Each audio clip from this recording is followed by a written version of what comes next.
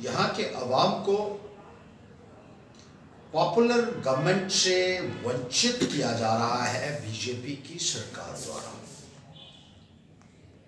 Elections को किसी न किसी टेक्स्ट के ऊपर डिले किया जा रहा है, डिनाई किया जा रहा है।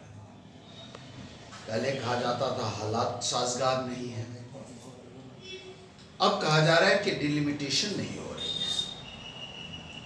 अगर डिलिमिटेशन नहीं हो रही है उसका दोष भी अपोजिशन पार्टीज को दिया जा रहा है, जो हाल ही में बयान दिए जा रहे हैं।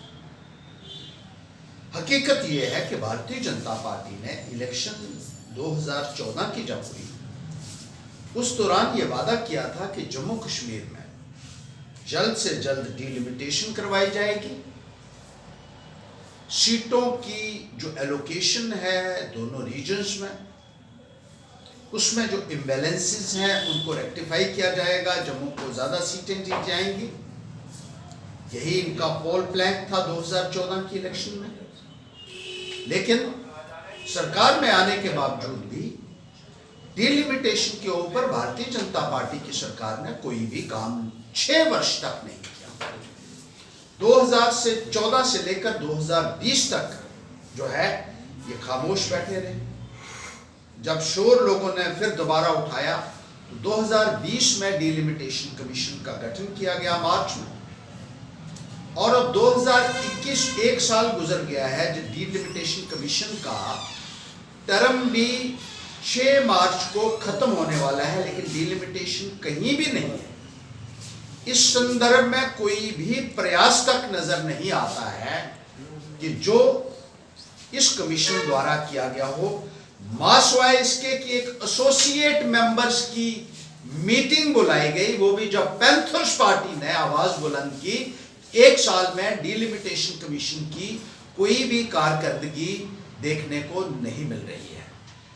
और अब जब नेशनल और इंटरनेशनल प्रेशर भी बन रहा है बीजेपी सरकार के ऊपर, जो 27 मुल्कों के डेलीगेट्स यहाँ एम्बेसडर्स आए हुए थे उन्होंने भी ये बात की तरफ इशारा किया कि लोगों को जमहूरी निज़ाम से वंचित किया जाना सरासर गलत है। तो अब ठीकरा फोड़ा जा रहा है अपोजिशन के सिर पर कि वो डिलिमिटेशन में सहयोग नहीं दे रहे हैं, एसोसिएट मेंबर्स नहीं आए। डिलिमिटेशन की प्रक्रिया कानून के मुताबिक होनी चाहिए, इसमें कोई आता है या नहीं आता है इससे कमीशन को कोई फर्क नहीं पड़ना चाहिए। और डिलिमिटेशन की प्रक्रिया टाइम बाउंड मैनर में संपन्न होनी चाहिए थी। 6 मार्च 2021 तक ये मसला जो है डिले होने के बावजूद भी कंप्लीट होना चाहिए था, मुकम्मल होना चाहिए था, लेकिन इसमें कोई भी कार्रवाई जो है वो नजर नहीं आती है।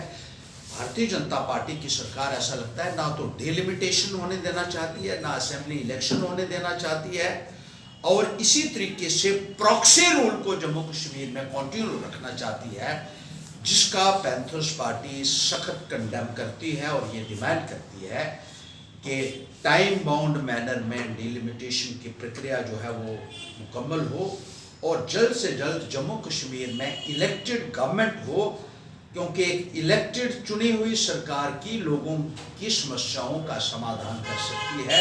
थोपी हुई सरकार कभी भी लोगों की अपेक्षाओं को जो है वो पूरा नहीं कर सकती और ना ही उनको एस्पिरेशंस को कभी एड्रेस कर सकती। रूल ऑफ लॉ तो है ही नहीं है। कानून वो है जो बीजेपी वाले कहते हैं, कानून उनकी जेब में है। चाहे वो डोमिसाइल सर्टिफिकेट बांटे, चाहे वो आयुष्मान के कार्ड बांटे, चाहे वो फीता काट रहे हों, चाहे वो कुछ हो या ना हो।